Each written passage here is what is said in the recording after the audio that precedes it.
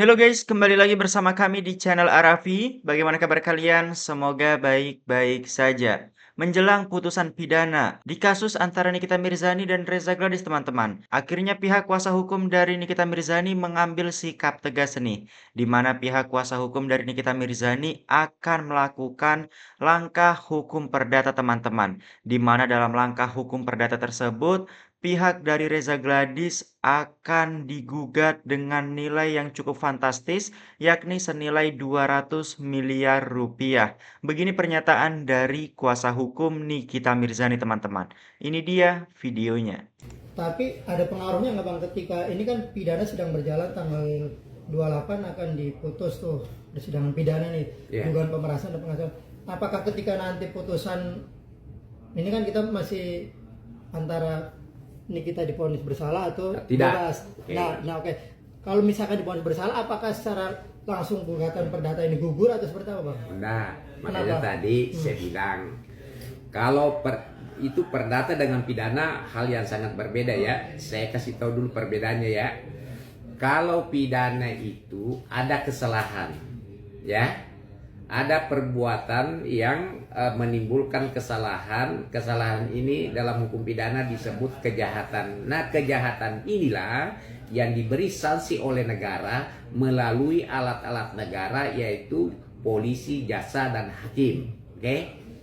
Jadi di sana ada perbuatan, dan perbuatan itu adalah salah, melanggar kepentingan umum ataukah keamanan umum ataukah termasuk tindak-tindak kejahatan lainnya, yang mana kejahatan itulah yang diberi sanksi oleh negara melalui alat-alat negara, yaitu polisi, jaksa, sama hakim. Nah, kalau perdata ada hak privat, ya kan, yang dilanggar oleh seseorang, ada hak pribadi.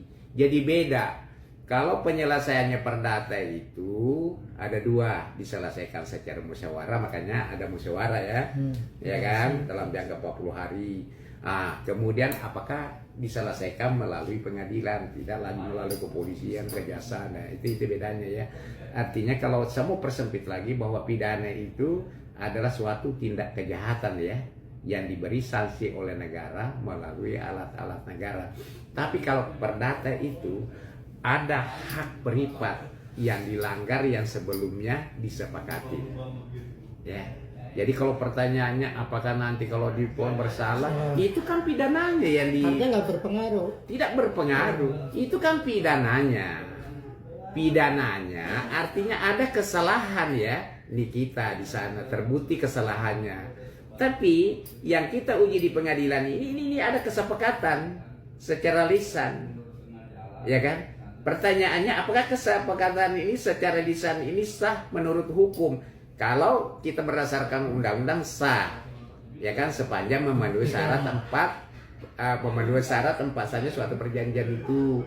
Kedua, Nah itu ya teman-teman ya, menurut kuasa hukum dari Nikita Mirzani, teman-teman, bahwa dalam undang-undang perdata ini yang diusut adalah pelanggaran kesepakatan yang dilakukan antara Nikita Mirzani dan Reza Gladys, teman-teman, di mana ada kesepakatan yang dilanggar oleh kubu Reza Gladys. Kita ketahui bahwa munculnya dugaan pemerasan atau pemalakan ya, yang dilakukan oleh Nikita Mirzani kepada Reza Gladys ini lantaran Nikita Mirzani meminta uang senilai 4 miliar rupiah, teman-teman. 4 miliar rupiah supaya Nikita Mirzani tidak lagi menjelek-jelekan produk skincare dari Reza Gladys, teman-teman. Namun hal itu malah dilaporkan oleh Reza Gladys. Dianggap bahwa Nikita Mirzani meminta uang dengan nilai 4 miliar tersebut merupakan perilaku pemalakan atau pemerasan, teman-teman. Lantas hal inilah yang dianggap oleh kuasa hukum dari Nikita Mirzani sebagai suatu pelanggaran perjanjian atau suatu pelanggaran kesepakatan yang telah dilakukan antara Reza Gladys dan Nikita Mirzani, teman-teman. Bagaimana pendapat kalian? Dan lebih lanjut ada juga nih penjelasan lebih jelas ya mengenai kabar sebelumnya kalau pihak kuasa hukum Nikita Mirzani mencabut gugatan One Prestasi kepada pihak Reza Gladys, teman-teman. Dan ini ada penjelasan mengenai kenapa sih kok pihak Nikita Mirzani mencabut gugatan One Prestasi tersebut. Mari kita simak videonya, teman-teman. Nikita Mirzani mengkuasakan kami, Ismail Marzuki mengkuasakan kami, itu penggugatnya jelas. Dari mana nggak jelas? Katanya bukan dari Lopom Bang Fahmi. Oh, kalau Lopom memang bukan. Dalam hal ini bukan Lopom daripada Pak Fahmi, seperti itu. Tapi kalau masalah berbicara jelas dan tidak jelas, kita jelas. Kuasakan ke kami, namanya jelas ada, penggugat 1 ada, penggugat 2 ada, ya jelas sama kami gitu. Surat kuasa ada jelas, gugatan asli kami tetap secara prosedural kita tetap berikan seperti itu. Dari pihak lawan bilang kalau misalnya kalau mau menggugat lebih baik nunggu bebas dulu Bang, baru menggugat gitu. Oh mungkin itu kan pendapat daripada pihak lawan ya, tapi kan kita punya punya pikiran atau punya strategi tersendiri untuk hal tersebut. Tidak harus menunggu nanti bebas, tetap kita akan ajukan seperti itu. Bang, mungkin setelah tadi akhirnya memilih yang sidang tanggal 8 melawan perbuatan hukum ya Bang? Iya. Itu pertimbangannya apa sih Bang? Ada rundingan juga sama Nikitanya nggak sih Bang? Ya tentunya pastilah kita tetap ada rundingan, tetap kita berdiskusi lebih matang apa langkah yang kita akan ambil seperti itu tetap lah. Bukan tanpa sebab tetap. Seperti mungkin makanya kemarin nggak datang sih ya. Harusnya kemarin datang kan dijelaskan semuanya sama Pak Andi kemarin. Ada yang lain? Nah itu ya teman-teman ya, penjelasan dari pihak Nikita Mirzani terkait mengapa alasan pencabutan gugatan Wan Prestasi tersebut teman-teman. Dan lebih lanjut ada juga nih tanggapan dari kuasa hukum Reza Gladys dan menganggap kalau gugatan Wan Prestasi tersebut merupakan hal yang amat sangat lucu teman-teman. Ini dia videonya. Dalam perdata itu disebut dengan kuasa hukum. Kalau pidana penasihat hukum. Datang ke Pengadilan Negeri Jakarta Selatan berdasarkan rilas panggilan terhadap klien kami untuk menghadiri terkait gugatan Wan Prestasi yang diajukan oleh Nikita Mirzani dan Ismail Marzuki. Nah, dengan niat baik ya kami berharap hari ini tidak ada satu perbuatan cabut masuk seperti gugatan Wan Prestasi yang kemarin. Ternyata ada sebuah kekecewaan bagi kami, ya khususnya kami yang dari Medan ini kan tiket kami mahal nih. Kalau cabut masuk, kami gugatnya kemana gitu loh kalau batal. Ya, jadi kami berharap agar nantinya setiap warga negara ya yang menggunakan pasal 118 HIR ya kemudian itu menghormati proses persidangan. Ya, jangan membuat peradilan ini merendahkan peradilan ini dan tidak menghormati peradilan ini sehingga kemudian ada kesan bahwa pengadilan ini ya suka-suka ya ini bukan pentas panggung public figure gitu. Ini bagi warga negara digunakan untuk mencari keadilan seperti itu. Bang Bire, ini kan dua kali sudah dicabut, merasa dipermainkan nggak sih Bang? Nah kan saya sudah bilang ya bahwa sebenarnya pengadilan ini adalah sebuah wadah yang dibuat oleh negara untuk setiap warga negara untuk mencari keadilan. Tapi kalau cabut masuk, ini kan kita seperti dipermainkan, ya seperti itu. Ya tapi ya sebagaimana yang disampaikan oleh rekan kami tadi, senior kami, Pak Suryabati Batubara, ya beliau menyampaikan bahwa sangat keberatan ya terhadap perbuatan-perbuatan tergugat yang sudah 2 kali, ya. Melakukan gugatan kemudian mencabut kembali ya mendaftarkan mencabut kembali ini kan menghina gitu ya. Saya harap ini menjadi proses pembelajaran bagi seluruh masyarakat Indonesia. Saya pikir begitu. Ada rencana lapor balik Bang? Silakan para hati-hati. Jadi begini ya, seperti minggu lalu kita juga sudah sampaikan juga kemarin ke media. Lalu kita sudah prediksi ini bakal dicabut. Makanya kami selalu mengatakan ini komedi. Karena kami sudah prediksi ini bakal dicabut, makanya kami katakan selalu komedi jilid 2 ya. Jilid 3 belum tahu. Kemudian memang ini suatu tindakan yang pas untuk mencabut materi gugatannya. Masalah mempermainkan pengadilan kan rekan saya sudah mengatakan. Tapi masalah materinya memang ini sudah pas.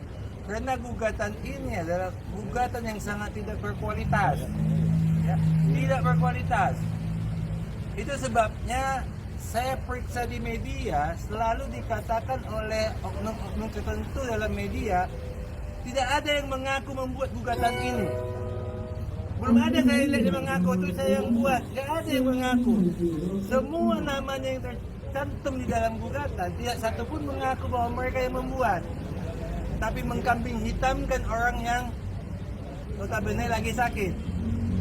Buat kita pertanyaan, memangnya tidak berkualitas? Kenapa tidak berkualitas? Isi gugatannya adalah one prestasi. One prestasi artinya ingkar janji.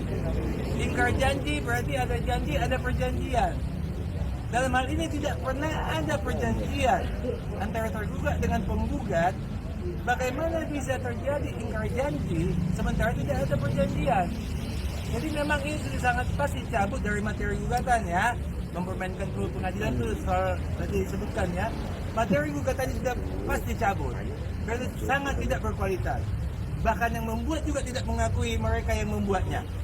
Mencari kambing hitam lagi orang lain yang membuat, kami yang mencabut, seolah-olah begitu. Ya, sangat disayangkan ini. Tidak ada yang bertanggung jawab terhadap gugatan ini.